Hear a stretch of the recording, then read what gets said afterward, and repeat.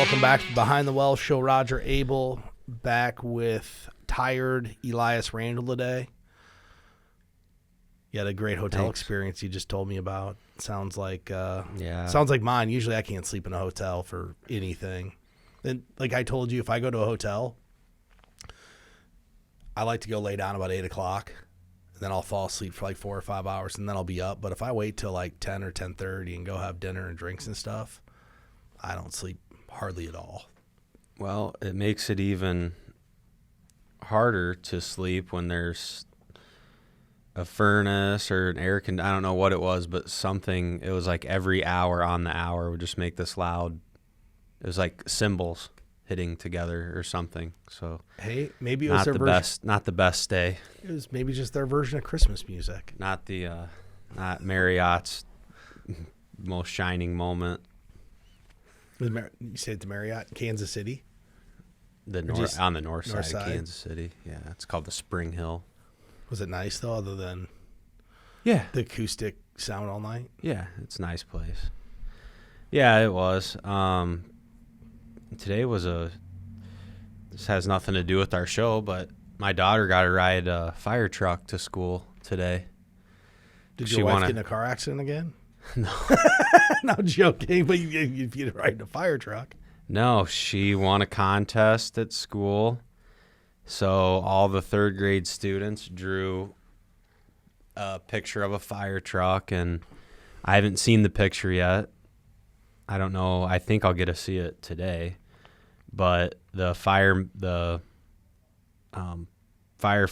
over in Mount Vernon selected her picture as their favorite one, so she got to ride a fire truck to school. Does your daughter like art? Is she into art a bunch? Yeah, she's really artistic. My daughter every night goes back into her room. We got her one of these loft beds. You know, that's the thing now. For Christmas, that was part of her Christmas present. And underneath it has a desk and like a whiteboard and her iPad. And she's back to like drawing pictures. Like she'll watch these shows on the iPad that shows them how to draw the pictures. And then those are great. And then she'll freehand them. So it's pretty cool. It's kind of turned into some great entertainment, and she draws pictures for everybody now. Yeah. So, and Nellie's our oldest. So when she was throughout growing up, I always just thought that's how kids color and draw, because she's our oldest one. So I didn't really know. Well, and then we had our second one, Preston, and then he like can't color in the. So I thought something was wrong with him because he can't color in the lines. But actually, it turns out she just has kind of a talent for it. Preston's what, like 2.5? No, he's 4.5. He's London's age, right? Yeah, he's 4. But if you look at a picture that Nellie draws versus, I think he draws just like probably how I did or how most kids do, and then Nellie's stuff is more like someone who can kind of see it better and is better at it. London doesn't color in the lines either, so don't feel bad. Yeah. So I was reading an article the other day out of Schroeders, and it was talking about achieving like retirement goals. And the last show we talked a little bit about New Year's resolutions, and how I kind of thought maybe those were like goals. And I thought something striking is that Gen Xers, which is ages 43 to 55, so I fall in on the light end of this. I'm 45. Feel pessimistic about achieving their retirement goals. So I always wonder, are people feeling like they can't accomplish their goal because of what's happened in the economy? Like, what if we interviewed these people 2 years ago? Would they still felt pessimistic, or is this just recency bias that we have a 20% drop in the stock market in 2022? Inflation's through the roof. You've hit all-time unaffordability in housing. I mean, if you think about a person today who bought, in our market, a $350,000 house used to be a pretty nice house. That same house is now like $550,000, and the rates are double. So nobody can move up. Like, does that put a damper on your retirement? Like, man, I don't know how I'm going to retire, and I'm going to have all the stuff I want. And I fall on the low end of this. I'm 45. And I'm not pessimistic about my retirement, but I can tell you I think about it more, and I just wonder if maybe the people think about it more too. Part of the reason I'm not too pessimistic is, I've got insight into this business, obviously, but I also don't necessarily see a time where I say, hey, I have to retire because I want to get out. Some people are like, man, I got to be done at 62. So what do you think? Do you think it's just recency bias? I mean, I think a couple things. So with what you're recency bias, I think you can make a strong argument for. In 2021, I don't know who was feeling bad about their situation. It didn't mean you buy, whether it was cryptocurrency, your stock portfolio, your house, everything was going up like crazy, right? So I'm guessing 2021 people felt pretty good. And rates were still low. Interest rates were low. Yeah, so you could refinance. You could go buy the next size house if you really wanted to. So it's probably, I'm sure, recency bias. And, people, I'm sure with their and this age too, a lot of people that are good savers, mid-40s to mid-50s, you're actually starting to have some money. So it's probably the first time you actually have some money in your accounts and the market goes down 25% or whatever, 30, almost 30%, right? So that's probably a pretty negative feeling, where for a lot of your saving career, it was a bull market, right? And then now you actually have some money, and now you see that go down a lot in value. And then the other thing I was thinking through this, I bet that doesn't matter what generation. If you start to ask people between mid-40s and mid-50s about retirement, they're just unsure. Then they're probably unsure for a lot of the reasons we talk about a lot. Maybe they've never met with a professional. Maybe they're just, and a lot of people are successful doing this. I'm not saying it's bad. They're just saving in the 401k, but they don't really know, they don't know if they're on track. There's probably a lot of unknowns too. So when they're asked this question, they don't know. Part of it is they're ignored by our industry. 40 to 50-year-olds are ignored for the most part. I mean, under 50 by the vast majority of our industry. If you go look at what most people are doing, they're doing retirement income planning. It's where all the money is. That's where the money's at. Yeah. So most people are working with people that are retired or pre-retirees. If you go look at their website, whereas someone that's 40, you have to be willing to have a company that can accept those clients and accept the fact that they're going to be less profitable today than they will be in 20 years. And, I know us personally, we embrace working with younger people because we believe it's important to get people to where they need to go. We clearly work with people of all ages, and the demographics of this office, due to some of the advisors we bought and that we've just been around forever, it lends itself to an older age client. If you have advisors who've been here 30 years, you're going to have a lot of clients who are in their 60s, 70s, and 80s. Right. Where, I know a lot of what we do with this podcast and with our radio show and our marketing is geared towards helping young people get to the point where they get to have the retirement that they want. That's actually more meaningful in a lot of cases than someone coming in here at $3.5 or $5 million and saying, help me out.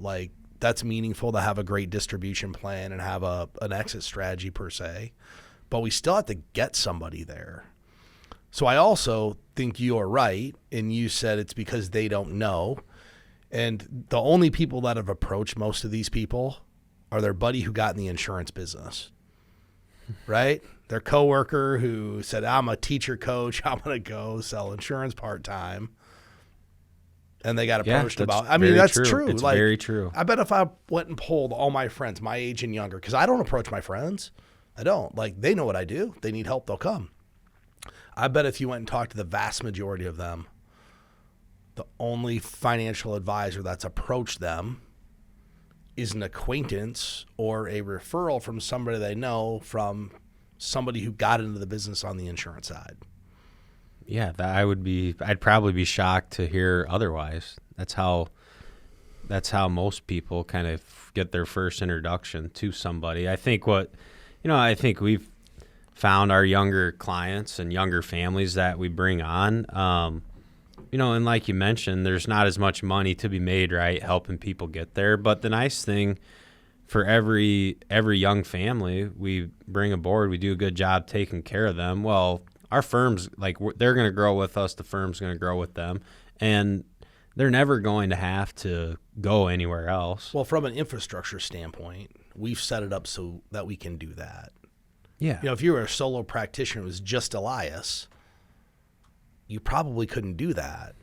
No. You don't have the economies of the scale where we have the staff and the infrastructure here to help somebody regardless of profitability. Like, that's never factored into our equation as to who we'll bring on as a client. We're more interested in working with nice people who take our recommendations and don't keep us a secret. I mean, frankly, that's probably the barrier to entry here. Yeah, those are nice. Those are nice qualities of a client, right? Everyone can agree on that. Here's the second thing I thought about, though, when I heard this. This is really like the first generation that there's probably no pension. I mean, yeah, that's another part of this. Yeah. If you're 58 right now, you're borderline. You may have had a pension. It could have been frozen. But if you're under 50, unless you worked for an insurance company or you were a state employee or a federal employee, you likely don't have a pension. So now some of the unions still do, but that's about it. Yeah, some of the unions. So there's not the vast majority of Americans don't have a pension. So there's been this massive shift from pension to 401k, which means you're responsible to do this yourself. And one of the statistics that I think is really interesting is that in the same survey, those Gen Xers said they think they're going to need a little over $1 million to retire. Okay. But they're expected to only have about 661,000. So they're that's short. expectation. That's their expectation. So I'm guessing somewhere in here, there's some calculator probably that they had, like, oh yeah, this is what we'll need. This is what we have. Here's the shortfall. And that's probably what led to this level of pessimism, because man, if you're on track if you're 45 and you're only on track for 660,000, you got to make some changes. And they're probably not fun changes. No, saving more money. It's discipline. No, and it's always hard to have more discipline no matter what. It's having less lifestyle. I was talking to our friend Brad yesterday. He was helping one of his kids' friends with a project. And like 5 o'clock, he had to leave. He's like, where are you going? Oh, I got this, this, and this. He's like, these kids who are 25, 26, 27, 30, they go out to eat every night. Every night. They don't cook anything at home. Just they go out to eat. Well, if you're not on track for retirement, the easiest way to save some money is just cook a dinner. Yeah. So I was out to dinner last night with a family that, it's funny you brought that up, with a family we work with. And I was looking around, and there was a lot of young people dining out, and it was a Tuesday night, which seems, and I think and when you talk to the older generation, they have a hard time understanding how you can have money problems and be out to dinner 3, 4, 5 nights a week, right? Because everyone, our parents and our grandparents, when they didn't have any money, they weren't doing that. You talk to them, and like last night, they were telling me a story. The husband so he came from a family of 12 kids. And he said, I don't remember our parents ever taking us out to eat. So like him and his brothers, they would do their paper route, and they would sneak away to like the Jack in the Box so they could get fast food. That was like their treat once in a while. They'd go use their paper route money. But how many people, like, okay, they're maybe not saving, or they're pessimistic about retirement, right? But they're not cutting back on lifestyle. And that's what it takes. They're going to cut back on lifestyle, because most people can't just miraculously print another $2,000 a month to save. Like, they're going to have to cut lifestyle. I wish that was possible. I mean, but you're right. There's been a huge shift in the eating habits of people in America, I feel like. And I don't have any data to back this up. But I don't know how you grew up, but we go out to eat one time a month, typically. And it was either Pizza Hut, because I had remember in second, third, fourth grade, you got the free little mini pan pizzas if you read a book, the book club. So I'd always read a book to make sure I got my free little pizza. And that was fun to do, right? Like Pizza Hut used to be a thing. You go dine in the store, and it was a thing. If you went out to eat at Pizza Hut, is that aging yourself? You don't even. There's probably never a Who pizza. goes out to Pizza Hut? Hey, Brad and I went to a Pizza Hut in Manchester 10 years ago. They had a sit down pizza. I'm like, let's go to Pizza Hut. Actually, we may have went to one in Lake Erie. But anyway, Really, I didn't think anyone did that anymore. We're old. What do you expect? I know, but isn't that?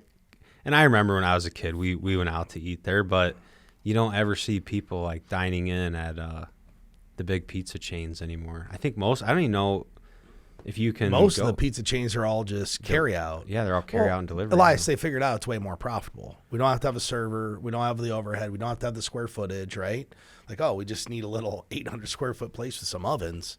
Knock it out. Yeah, kitchen and a conveyor belt oven, and off you go. Yeah. And a couple cars. Okay, so when I grew up, we either go to once a month typically. We go to Pizza Hut or Chi-Chi's. So now I'm really aging myself because Chi-Chi's definitely wasn't here when you were in town. Okay, it used to be right over by the mall. That was the one time.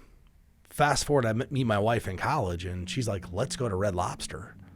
I'm like, I'm not buying. She goes, oh, I'll buy. I'm like, no kidding. Red Lobster. Like Red Lobster's where I got to go for like homecoming or prom or one of those things. And we're just going on Fine dining. We're going on a random Tuesday night for all you can eat crab legs back in the day.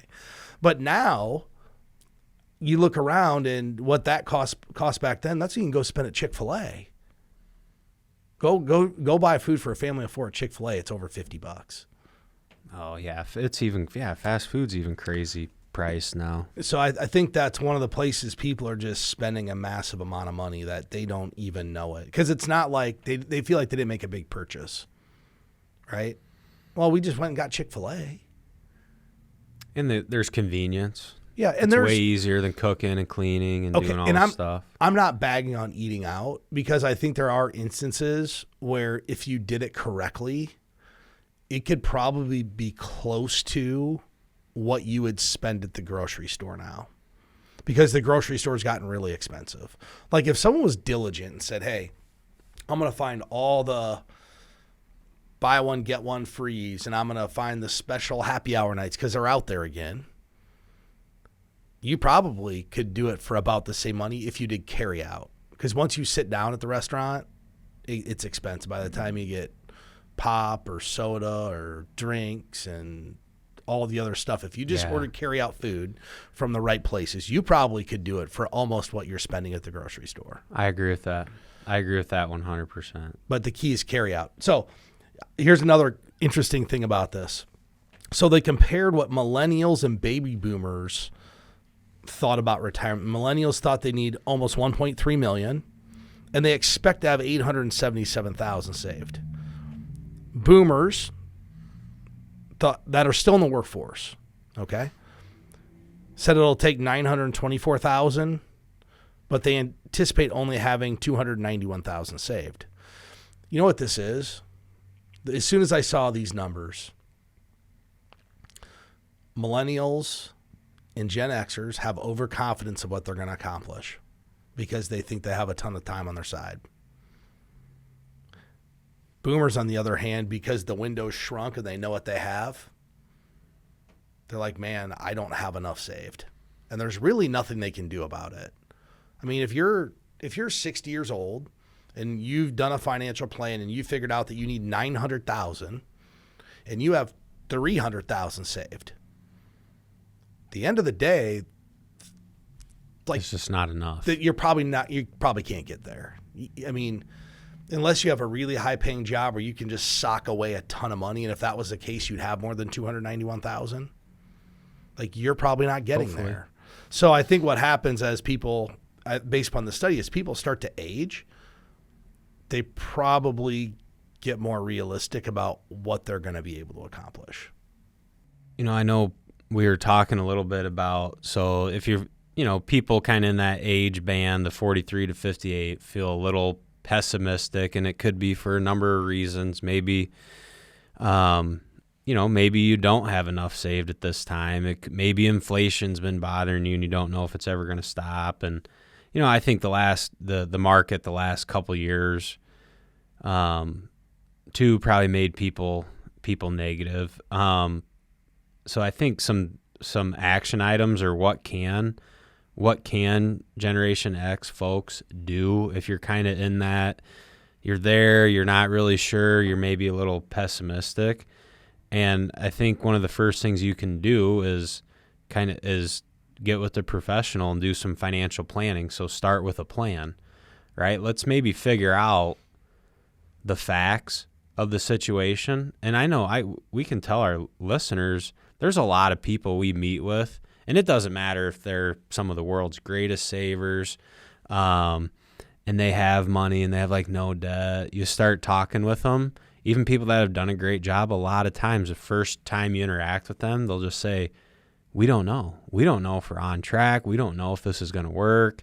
And we know, like, if we know a little bit about the numbers, we can kind of start to figure it out, right? We're still going to go through the whole process. But I think that's a really good starting place is, well, maybe I should get some financial planning done, some goals-based planning, and then I can decide, where am I? And then what are the immediate action items? And there's probably some longer-term action items too, but let's start at the beginning and just start working on a couple of those things and either get on the path or stay on the path and do some fine-tuning, just whatever it ends up being. Yeah.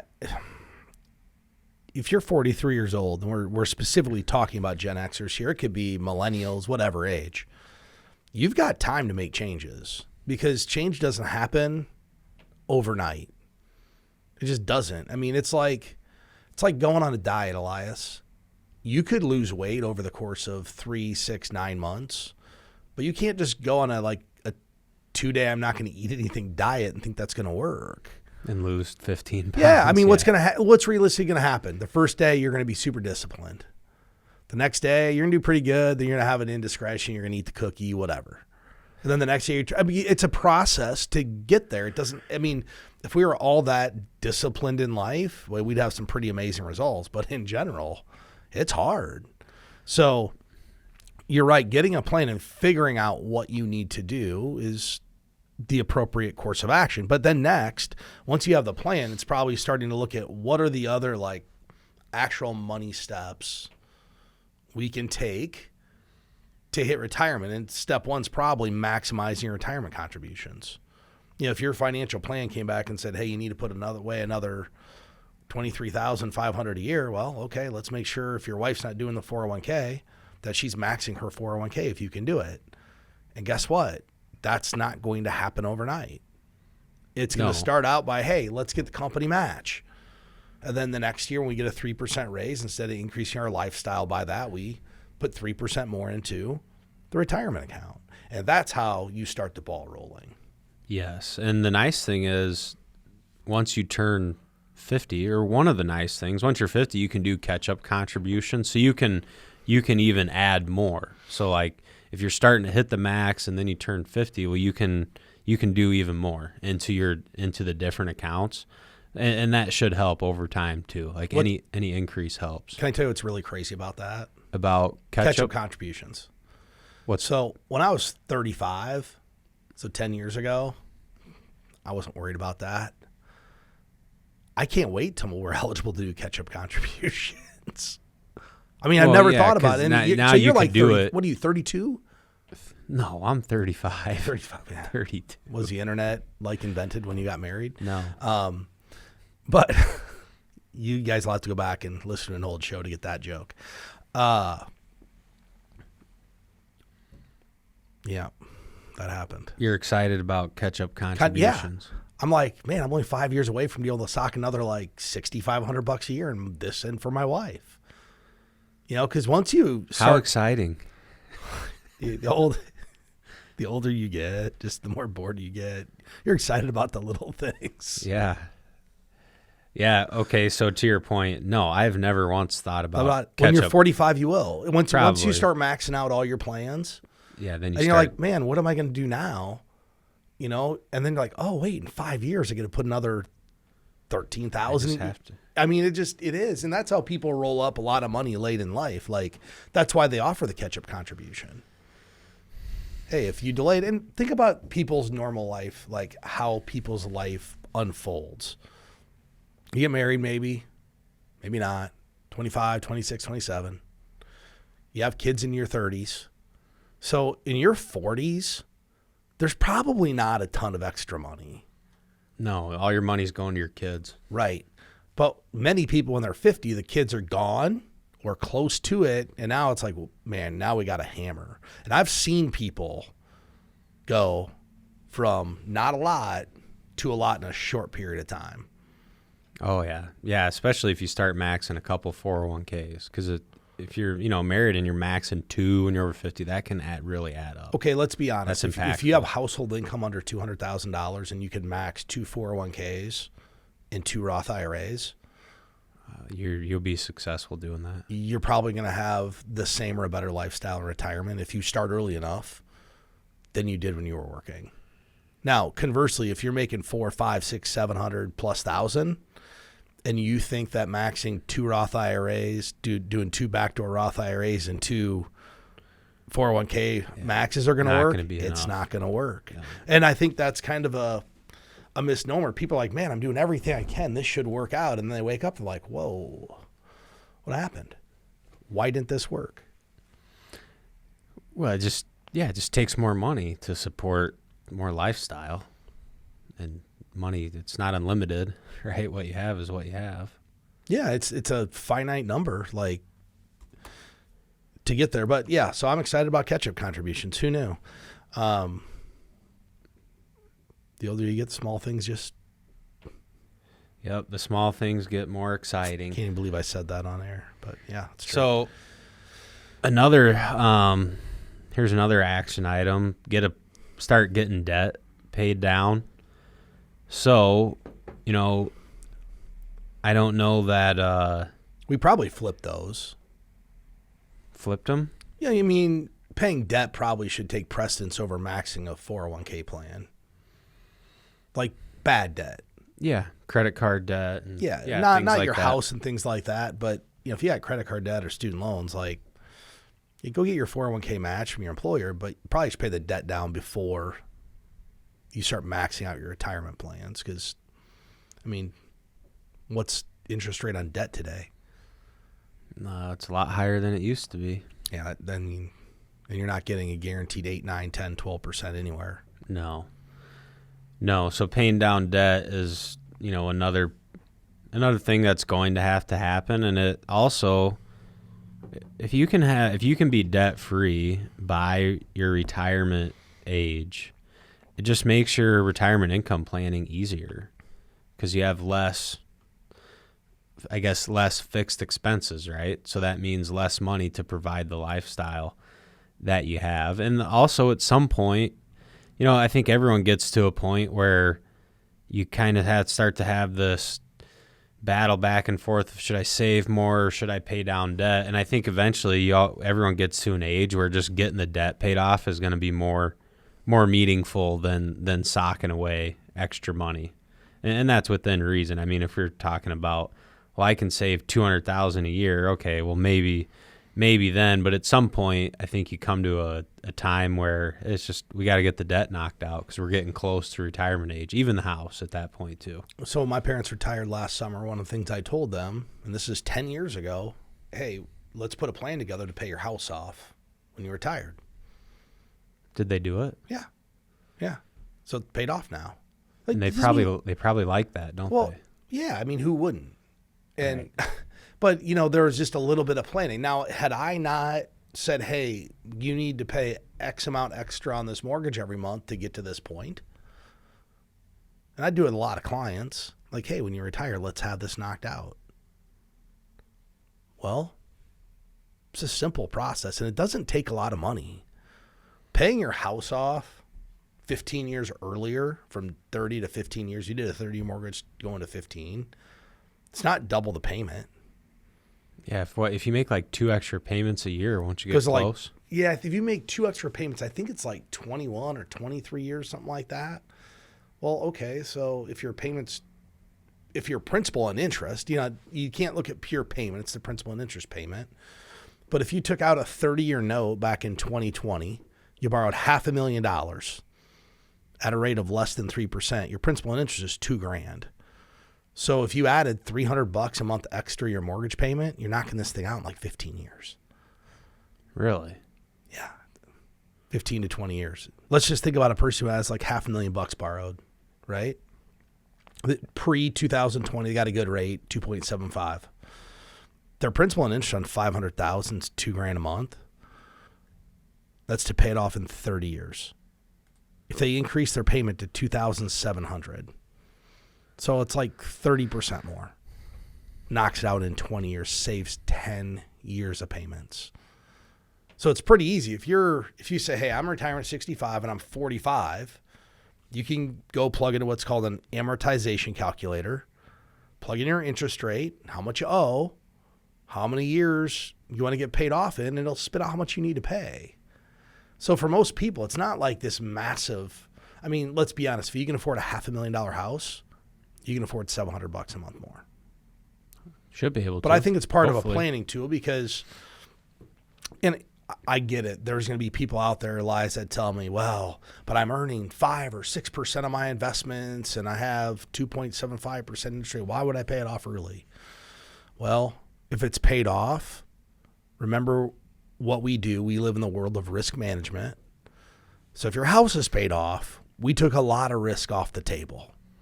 All you have to be able to do is afford the taxes and the insurance. Yeah, it took a lot of risk off the table and also provided a lot of peace of mind. Because I've had this conversation with a lot of people here recently, actually, meeting with a couple, and they don't know if they want to get the house paid off by the retirement date. They're going to work for like 5 more years, and then kind of propose what you just taught, like the math question. Well, the math on it. So I just asked them, well, how would you feel if the house was paid off? Great. I would feel great about that. Well, that's your answer. Who cares about the opportunity cost and the investment performance versus the rate on the debt and all that? If you're going to feel great with it paid off, just feel great at paid off and feel great about it. It's not a mathematical question. No, a lot of times it's not. I think of a story. So I had this individual I started working with about 10 years ago, and she came to me and she had another advisor. And the other advisor was telling, oh, don't pay the house off. And she had an event where she lost a family member, spouse. And I said, she asked what I thought she should do. I said, I'd just pay the house off. That's what the insurance money was for. Like, pay it off. That's why you have it. It wasn't to go invest. It was to pay off the house. Yeah, no, don't pay off the house. Give it to us. So she comes back like 3 or 4 years later, right? And she was fortunate because we paid the house off and the market went up. Like, she missed out on she missed out on some opportunity cost of, hey, the market did 10 or 12% a year and you have a paid for house, right? Well, on the 150,000, was it like 30, 40,000 bucks? She comes back 3 years later. And I said, are you happy you paid the house off? She goes, absolutely. She's not back there calculating how much more money she could have had the house not been paid off. Yeah, someone who's going to calculate the opportunity cost, they would. It takes all the stress. Yes. I mean, it just does. So I think that's interesting to look at. And then lastly, if,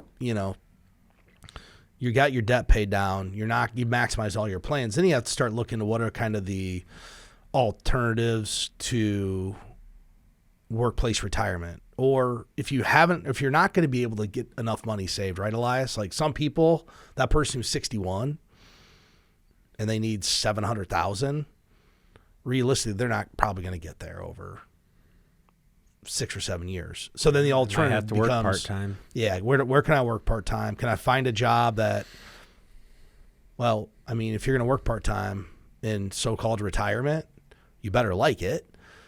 So find some lines of what you like to do. If you're a golfer, maybe you can go work at a pro shop.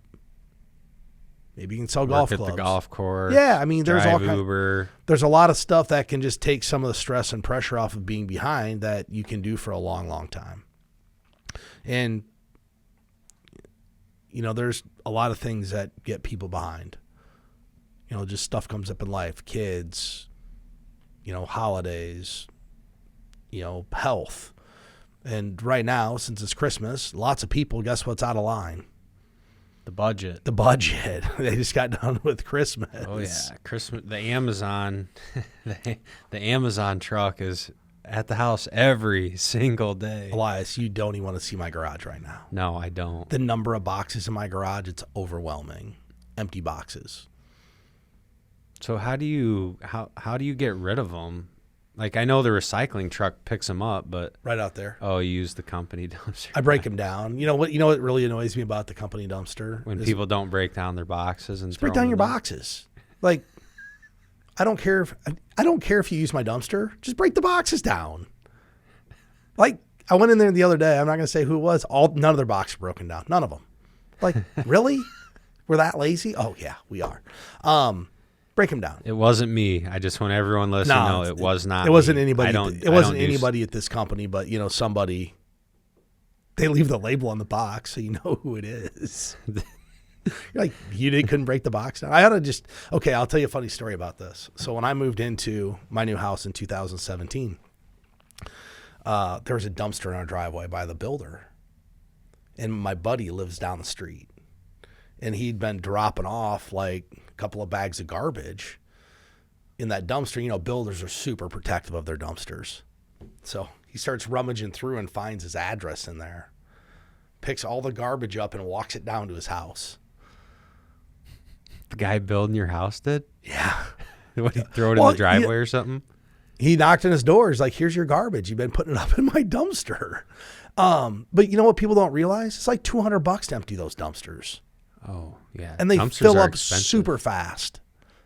Like, you Especially think there's if you lots don't know of how room. to fill them up right. And if you don't break the box down, $200. Yeah, if you just throw stuff in there willy-nilly without kind of thinking about how it's all going to fit, you can't get nearly as much in there. So, yeah. So I'm sure the guy building your house, he sees all those garbage bags and was just fuming. Oh, of course he was. I have more stories about it, but this isn't the time for it. But back to how Amazon derailed our Christmas budget, just like yours. They show up every day, and it's not just us. It's everybody. I mean, it's convenient. You need something, you can get it here in 2 days. And, I think part of it, we live in a good-sized community, but we don't live in like a major metropolitan city where you could go drive and get everything. A lot of the stuff that we get, you can't buy in our town. Really? Like, you'd have the special package of outliner markers. What are you going to drive around to 7 stores and try to find these things? You're just going to jump on Amazon. I have them here in 2 days. Yeah, just Amazon. There you go. So it's just become super convenient. But here's the problem with Amazon. How do you pay? Credit card or Credit card or bank card, right? And Amazon, what do they have? Their own credit card. Oh, they do? Well, yeah, everyone does. Do you shop on Amazon? I don't do any shopping. Okay, so Amazon, it literally tells you how much money you would have saved for the year if you had an Amazon card. Oh, it keeps the total for the whole year. Yeah. Right in your face. Wow. So it's probably one of the best marketing ploys of all time, because you're like, well, why wouldn't I save that? I don't know if I can even pull it up, but a lot of times it says, if you would have done this, you would have saved X amount of dollars. So one of the things people can start to think about is, how do we get back on track? And it's probably number one, knock off the credit cards. Like, whatever you racked up on that credit card. So, yeah, get the credit card paid off. That bill's easy to rack up, especially during the holidays, so get that paid off. It's probably a good time to reevaluate some of your spending. So, some good places to look. Are there subscriptions that you can cut back on? Are there changes to your income coming up in the upcoming year? Are there just are there little things that you can do to just cut back a little bit, and have a little bit more that you can save or use towards debt or use to getting the credit cards paid off? And I think a good step too would be start planning ahead too, maybe for next year. And what I mean by that, so I'm a big fan of the Christmas fund or a sinking fund for the holiday season. So every year we pretty much know in the ballpark of what's going to be spent on Christmas gifts. So then there's a weekly transfer from the checking account where we do all the transacting to a savings account. So then that money is just available during the holidays. And I think if you can get ahead of it throughout the year, it's just like anything else. It's easier one step at a time than, oh man, it's, Thanksgiving and now you got $4,000 on the credit card and you're not really sure how you're going to pay it off and all that kind of stuff. Did you find your Amazon account? 5% is what they give you, 5% back. I had 184 packages shipped to my house last year. 184, so every other day, basically. That's 3 packages a day. No, yeah, a package every other day. 184 packages. Yeah. They have all the statistics. We watched 221 movies. We streamed 86 songs. 221 movies? Yeah, so what I'm trying to figure out is if I rewatch it, well, the girls are watching movies. Well, I know you don't watch movies, but my kids have movies. I'm wondering, if every time you watch it, it counts again. Oh, I'm sure. 221 different? That'd be hard to do. Yeah, I don't think. Well, I know I don't own 221 movies. Well, I hope I don't. But yeah, so they have all your statistics. But they used to give you a number. But how much did I spend? The card pays 5% cash back, so you could start to do math. You have 184 packages at $20 a package. It starts to probably add up, and I don't know what the average package is. I don't really want to know. Better sign up for your 5% cash back Amazon card. That's just like Shields every time. Oh, would you like to save $85 on your purchase day? Nope, I'm good. How does the cash back work? You can only use it at Amazon? I don't know. Is it a credit to buy other stuff? I don't know. I don't have it, so I don't know. Oh. I mean, if it was, I guess it's meaningful, but you still have to pay that card. If they could give me 5% and link it to a debit card, okay. But they won't do that because that wouldn't be profitable. You're just getting a 5% discount then. Yeah, that's not going to happen. No, that's not happening. They're in the revenue business. Yeah, so you kind of hit all the stuff I wanted to talk about if your finances are off track. I think the sinking fund's the best thing you can do to get ahead. I know, I did all my business planning a couple weeks ago, and I had one expense that I didn't really expect it to be that big throughout the year. But now I know for next year, hey, this is how much I need to set aside every 2 weeks to handle this bill. And that way it's not like, oh, yeah, that's coming, and you don't have to figure it out. See, start planning ahead. Yeah, I'm just like everybody. I try to do as much planning ahead as I can, and do some adulting. Well, you can either figure out how to get it done throughout the year, or you can be stressed out at the end of the year. You get to choose. Yeah, who wants to be stressed when you're trying to enjoy a Christmas ham and a nice drink? You don't want stress. You just want to enjoy it. I have 2 things I need to accomplish today. 2 things, because we're filming this before Christmas. I have 2 things to accomplish before Friday. Okay. And once I accomplish those, I'm stress-free over Christmas. If somebody calls December 27th and it's an emergency that they didn't handle, yeah, I don't know what to tell you. Sorry. With that said, I want to thank everybody for listening. If you're looking to get started with a financial plan, you can go to btwellshow.com. We'd be happy to help you. If you like this, you want more content like this, you can follow us on social media, Facebook, X, LinkedIn, and subscribe on our YouTube channel. I want to thank everybody for listening. Hope you have a great new year.